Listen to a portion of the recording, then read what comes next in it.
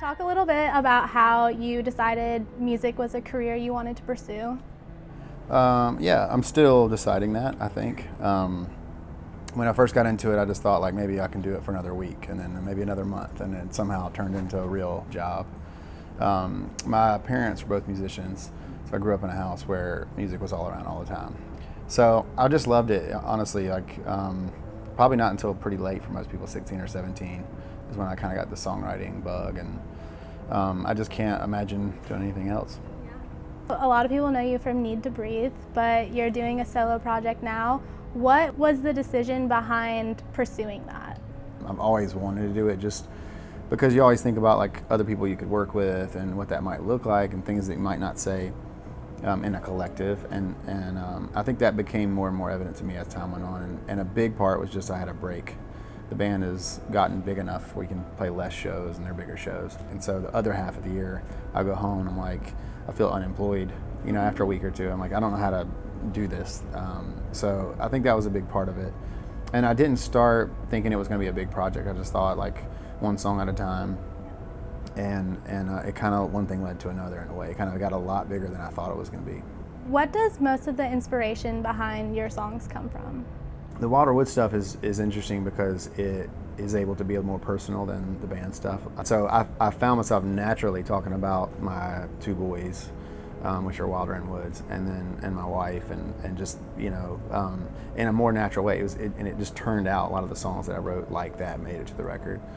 But it's all kinds of things. I mean, a lot of things are challenges for me. Like I like to challenge current beliefs and even my own. And sometimes I'm working that out in a song. And I feel like that sort of emotion that I have about how confused I am or where I'm kind of like sorting it out is what translates the best. I think a lot of people are probably in that sort of same place. So you mentioned your sons' names are Wilder and Woods. What made you decide to go by Wilder Woods? They just sounded cool. Honestly, when I first started, I was like, Wilder sounds cool. And I started thinking about this as a new adventure, kind of had this like image in my head of like looking out into the great beyond, whatever it is. It's like some kid looking through one of those, deals like out into the forest and like what's out there. And so it seemed like the Wilder Woods I was looking at, and I think that it just all kind of fell together. So your tour starts next week. How do you feel about that? What are you most looking forward to? I'm stoked about getting on the road, honestly. It's a totally different feel than the Need to Breathe thing. Just like it's more dancey and just a different vibe, I think, in the room. I think hopefully some of those fans will like this as well, but I think it's definitely for a different audience. So that'll be interesting to kind of make a relationship with a new audience, I think. And so I'm excited. What would be your advice for anyone who's pursuing a career in music?